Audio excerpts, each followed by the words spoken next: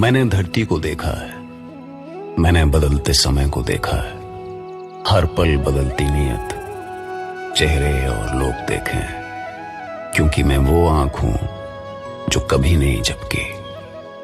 मैं सदा ऊपर तनी हुई वो छत हूं जो कभी नहीं झुकी। मैं आकाश हूं और आज मैं आपको एक कहानी सुनाने आया हूं, और वो कहानी है महाभारत। महाभारत जो द्वापर में भी हुई और आज कलयुग में भी होती है, आपके भीतर हर पल, जिसके सारे पात्र आप में से हर एक के अंदर जीते हैं। जब आप सच को नहीं जान पाते तो आप धृतराष्ट्र हैं, और जब सच को जानकर भी आंखें बंद कर लेते हैं तो गांधारी। जब आप रिवेंज की आग में अपना सारा जीवन झोंक देने को तैयार हो तो आप शकुनी हैं, और जब आप ये जानते हुए भी कि आप गलत आदमी का साथ दे रहे हैं और अपने आप को नहीं रोकते, तब आप कर्ण हैं। जब आपकी अच्छाई आपका अहंकार बन जाए तब आप भीष्म हैं। अर्जुन भी हैं आप, और वो कृष्ण भी जो आपको रास्ता दिखाएगा। पर क्या आपने कभी ये समझने की कोशिश की है कि आपके भीतर का दुर्योधन कब सर उठाता है और कब आपके कदम डगमगाते हैं?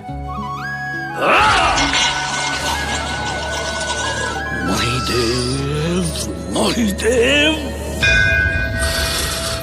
ध्यान से सुन लो महिदेव। आज तक ये दुर्योधन तुम्हारे द्वार पर सर पटकता रहा, रोता रहा, गिड़गिड़ाता रहा, और तुम मंदिर के इस ऊंचे सिंहासन पर बैठे मुस्कुराते रहे।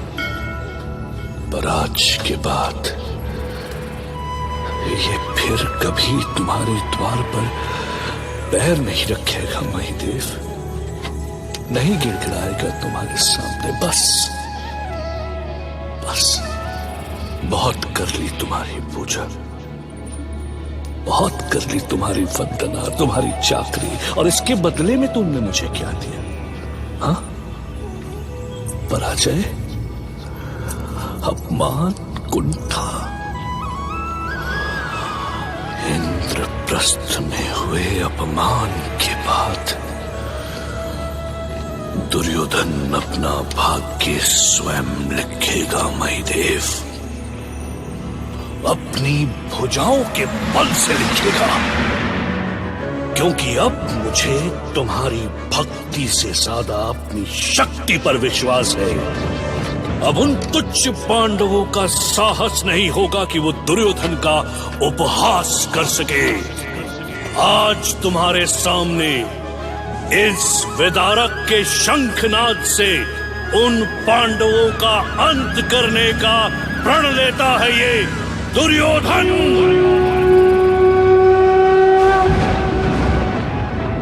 भांजे, भांजे, लोमड़ी सा सोचो, बाघ सा नोचो।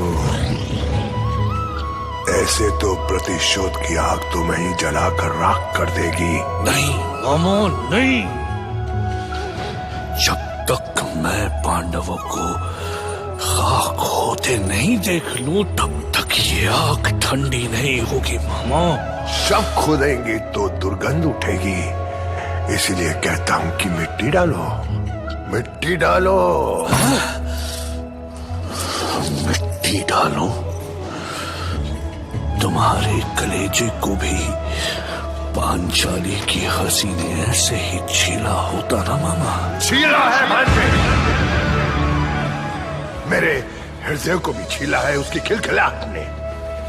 पर क्रोध में किया फैसला सदा पछतावा देता है। यदि तुम पंचाली की आंखों में खून के आंसू देखना चाहते हो तो धीरज से काम लो भांजे, मेरी चौसर की चाल खाली नहीं जाएगी। वो छलिया कृष्ण अब तक तो द्वारका निकल गया होगा, मतलब अब पांडव को रोकने वाला भी कोई नहीं होगा वहां पर। बस वो बेवकूफ विदुर कोशिश कर सकता है। अरे उस पे मिट्टी डालो, मिट्टी डालो। लोमड़ी सा सोचो, बाघ सा नोचो।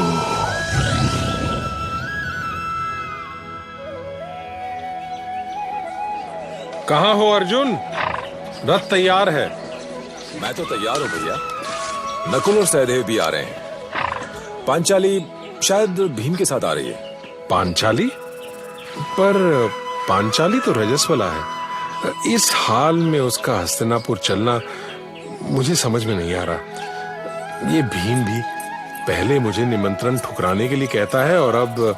मैंने कहा तो और भी बहुत कुछ था, पर किसी के पास उसे सुनने का समय ही कहाँ था।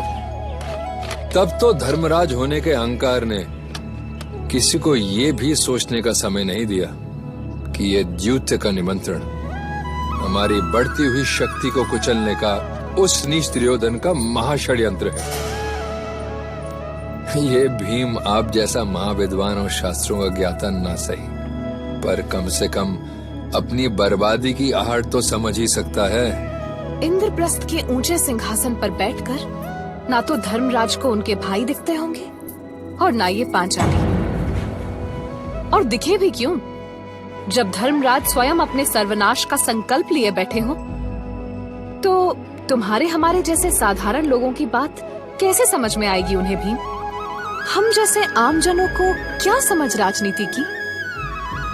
आज उनकी शक्ति इतनी बढ़ गई है कि काशी, पांचाल, द्वारका और मगध जैसे विशाल साम्राज्य उनके पीछे खड़े हैं। ऐसे में हम तो उन्हें बहुत बौने लगते होंगे ना? भीम, पांचाली, ये क्या हो गया तुम्हें?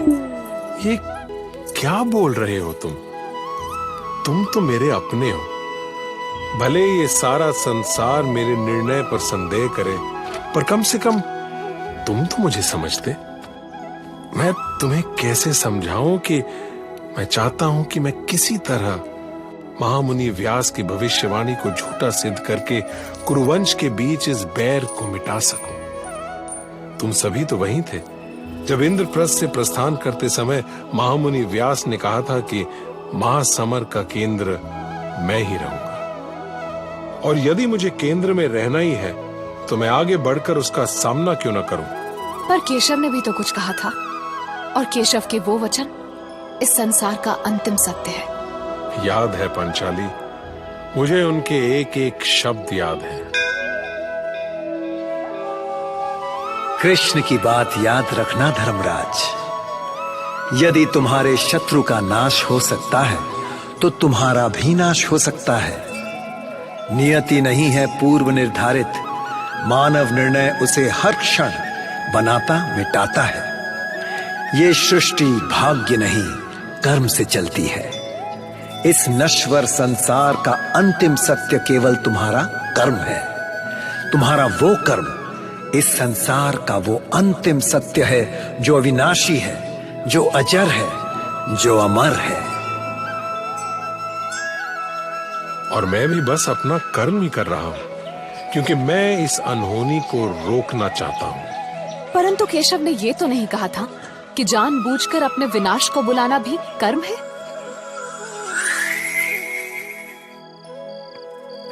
महाराज, क्या हुआ महाराज? आप बड़े अशांत लग रहे हैं। आश्चर्य है विदुर, आश्चर्य है कि जन्म से अंधा ये धृतराष्ट्र ऐसा स्वप्न कैसे देख सकता है। पर आपने ऐसा क्या देख लिया महाराज? बहुत सारे योद्धा ढोल नगाड़ों की थाप पर बेसुध नृत्य कर रहे थे। उन्होंने अपने सिरों को मशाल बना रखा था विदुर। उनके मुंड आग की लपटों से घिरे हुए थे, पर ऐसा बिल्कुल नहीं लग रहा था कि उन्हें थोड़ी भी पीड़ा हो रही है, बल्कि वो तो आनंद से नाच रहे थे। बताओ विदुर, बताओ क्या अर्थ हो सकता है इस स्वप्न का? हाँ? मुझे आज्ञा दीजिए महाराज। आज तक मैंने ऐसा कुछ भी नहीं बोला जो आपको अप्रिय लगे। अपने इस स्वप्न का अर्थ जानना चाहता हूं विदुर। मुझे विवश ना करें महाराज। रुको विदुर, तुम्हें बताना होगा, यह मेरा आदेश है। तो सुनिए महाराज, ये द्यूत कुरुवंश का नाश कर देगा। आपने द्यूत का निमंत्रण पांडवों को नहीं, काल को भेजा है, काल को। विदुर, आपके इस निमंत्रण की आंधी सारे कुरुवंश को उड़ा कर ले जाएगी महाराज। और आपका ये स्वप्न उसी काल के आगमन की चेतावनी थी। तो तुम मुझे ये अब बता रहे हो जब सब कुछ हाथ से निकल चुका? यदि मैं निमंत्रण भेजने से इनकार कर देता महाराज, तो क्या आप दुर्योधन को ना कह पाते?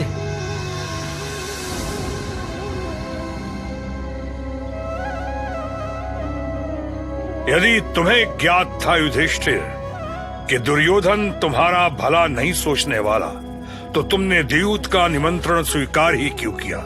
क्यों चले आए यहां? जबकि ये तुम भी जानते हो कि जब तक दुर्योधन तुम्हारी एक एक वस्तु छीन कर तुम्हें श्रीहीन नहीं कर देता, वो चैन से नहीं बैठेगा।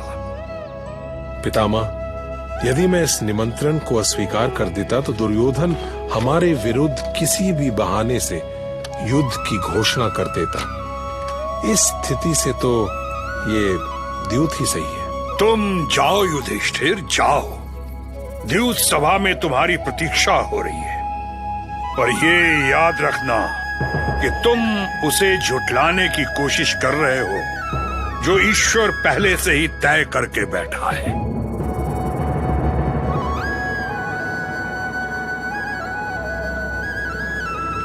महाराज धृतराष्ट्र, पितामह भीष्म और सभासदों, मैं कुमार दुर्योधन और कुर्राज की ओर से आप सबका स्वागत करता हूं।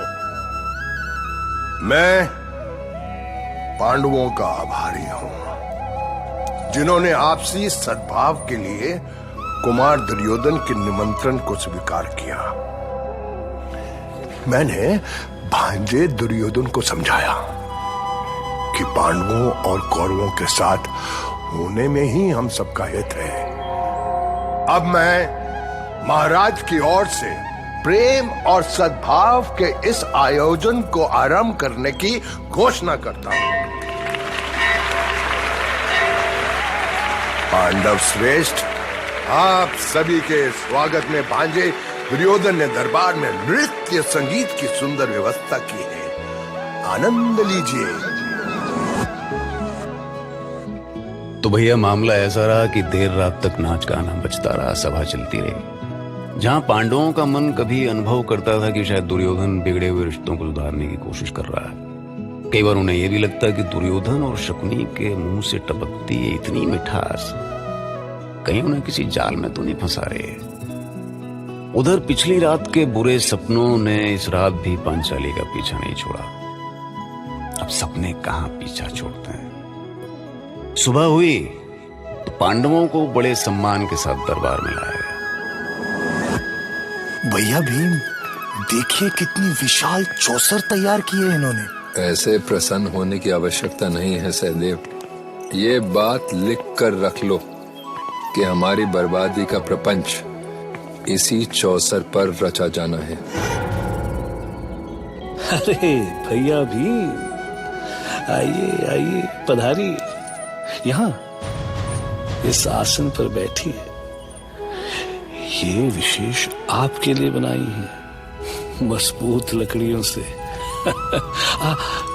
प्रणाम बड़े भैया युधिष्ठिर, प्रणाम। अच्छा, पांडवों की ओर से तो आप ही चौसर खेलेंगे ना, तो आप यहाँ आइए, मध्य स्थान पर विराजिए। अवश्य। तुम्हारी ओर से कौन खेलेगा दुर्योधन? अब चौसर के खेल में तो आपकी कोई बराबरी कर ही नहीं सकता भैया, तो मेरी तो बिसाती कहां है। ऐसे एक तरफा खेल में किसी को आनंद नहीं आएगा ना, इसलिए मेरी ओर से मेरे प्रिय मामा शकुनी खेलेंगे। तो चलिए मामा, पहली चाल आप चलिए। तुम कहते हो तो मैं ही चलता हूं। युधिष्ठिर, दांव पर क्या लगाते हो? 100 घोड़े तो मामा मेरी ओर से भी 100 घोड़े। तो 100 घोड़ों के लिए आजा 6। हाँ 2 पासे बेईमान, बेच दिया ईमान। तो मैं 6 लाकर दिखाता हूं मामा। 6। वाह वाह भैया वाह, अद्भुत भैया अद्भुत। देखा बेन, तुम बड़े भैया को साधारण खिलाड़ी मान रहे थे ना, अब देखो उन्होंने पहली बाजी ही जीत के साथ शुरू की है। तो भैया जब सफलता आसानी से हाथ लगती दिखे तो समझ जाओ कि सामने बहुत बड़ा संकट आने वाला, क्योंकि जीवन के सागर में मोती आसानी से नहीं मिलते, गोते तो लगाने ही पड़ते हैं भैया। क्या कभी आपके कदम भी शुरुआती सफलता में बहके हैं? ठीक है, किसी को हमेशा संदेह से नहीं देखना चाहिए, लेकिन सावधान रहना हमें संकट से बचने के रास्ते देता है। एक बात बताते हैं आपको, वैसे भीम खामखा परेशान नहीं था भैया, वो दुर्योधन की बदनीयती जानता था, लेकिन फिर भी उसने युधिष्ठिर को इस जाल में फंसने से रोका नहीं। अभी सवाल तो बनता है, नहीं सवाल का क्या है, मन हुआ बन गया, जवाब भी बन ही जाएगा। सुनते रहिए महाभारत।